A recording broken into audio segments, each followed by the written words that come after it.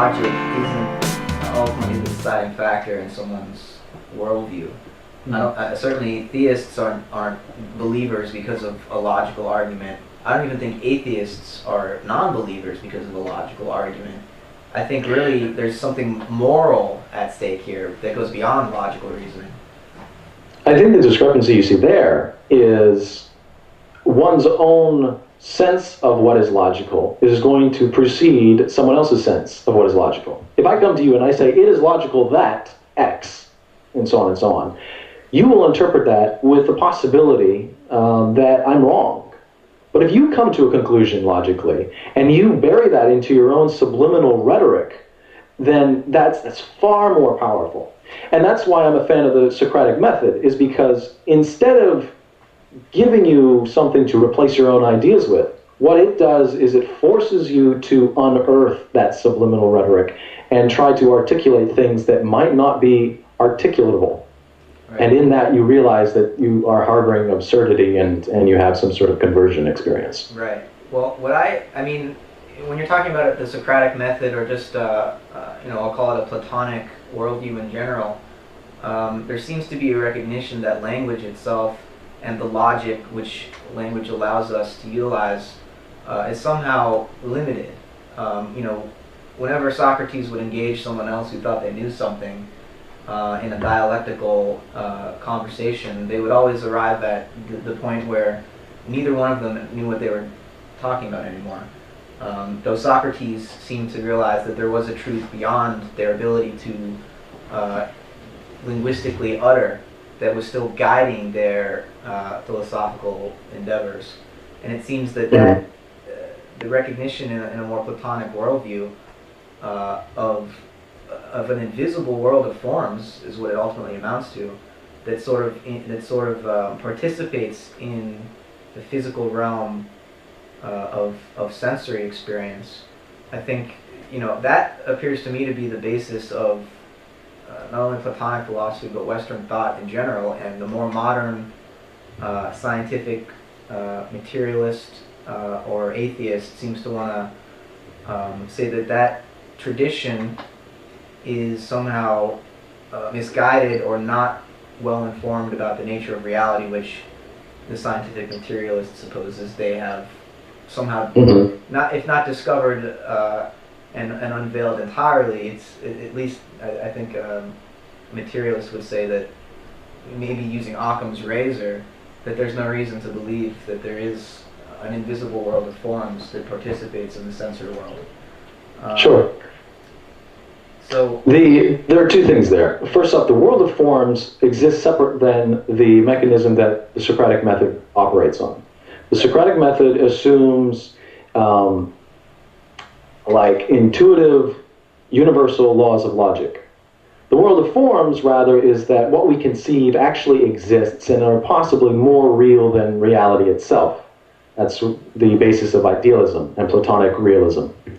Socrates didn't seem to, best that I know, subscribe to any worldview in particular. What he rather did is went around and saw that people were making claims about the world, and knowing in the way that he did that claims were based upon assumptions, he wanted to see if he could justify those assumptions. Right.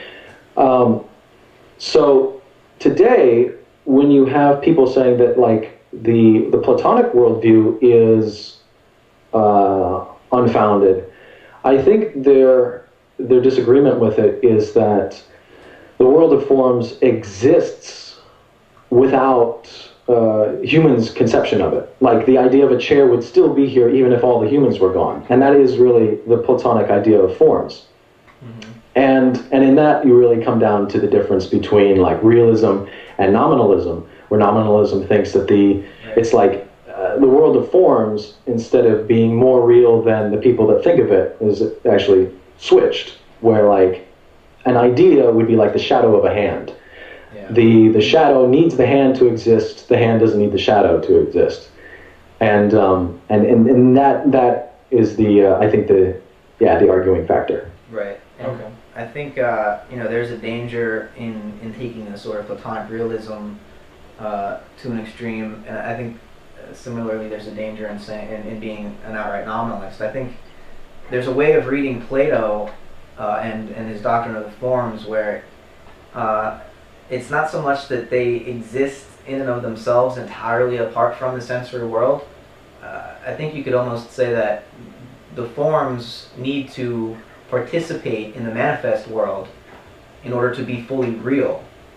And that maybe this is more of an Aristotelian perspective, but I try to find that middle ground where it's not so much that there's a completely ideal realm that exists entirely apart from the sensory world and doesn't need the sensory world at all, but I think that in the sensory world, in order for any sort of order to manifest, there has to be the participation of some sort of formal causality, where these ideas are participating in what happens in this world. And I think, to get back to theology, the reason I still take it seriously is not only for the reasons that you were saying, that it's impossible to explain awareness in a purely physical way, and it's impossible to explain will. I think it's also impossible to explain order or creativity without some sort of a divine eternal reality that allows order to manifest itself in a realm where, if it was all physics, physical law sort of is already evidence of this, but, putting that aside, in a totally physical world, you would expect there to be total chaos. Why should there be so much organization? Sure. If sure, and I do think a lot of people like to ignore that, and you ask them, is the world lawful? And they say yes. We can predict things. That's what the basis of chemistry and biology and physics and even theoretical physics. That's their assumption. And then you ask them to point out one of these laws sitting around in the forest somewhere, and they don't exist like that. And so I think an important difference to point out here is that idea that you have this non-physical something or other governing the behavior of physical things. And then you have human ideas that do not govern the physical reality of things. They are both seemingly unphysical, but qualitatively different. Yeah, right. You see? Instead of throwing out the Platonic idea of forms entirely, I think what rather needs to be done is to recognize those forms that were not created by man, that are not chairs that resulted from problems that man had, in that case being like the problem of wanting to sit comfortably or something, but to look at the forms that pre-existed man, that allow man to create his own ideas. And in that's what I would call then the mind of God. That's the thoughts, that's the basis of like our existence and the existence of the physical and the non-physical that we account for. Okay. When you say the mind of God, Jericho, is that an inclusive? Are we active participants in that? Because that's different than some father figure out there type authoritative figure. Those are two different categories, I think, distinctly. And do you make that distinction with your interpretation of reality? I mean, do you try to promote this more participative experience of God, if you want to call it that? Sure, I call it agency. I saw a YouTube. Someone uploaded a TV program where they're talking to Christian mystics or people that call themselves that, and they explained God as a light source that was shining through a piece of cardboard with a bunch of holes in it. With the idea being that each of these little individual holes that you see, this little beam of light, is an individual on the planet, where God is the light source behind it. It's a nice prop, but when I tried to sit down and reason out the dialectic, I couldn't do it. But that doesn't mean that it's wrong. What I do is I call it agency. I recognize that my ability to perceive this world is lawful. My ability to believe things is lawful. Like, for example, I cannot choose to believe just anything that I want. For example, like Santa Claus. I cannot genuinely convince myself that that is real. And in that, there's a limitation even to my choices of what to believe. And all that comes from this thing we call logic, which I think is an intuitive understanding of the mind of God. It's an umbilical cord to the originator of all these rules. Oh, that was good. I like that. Did you want to bring it back a little bit to free will? And if, sorry to interject, but you mentioned persuading, which I think is crucial.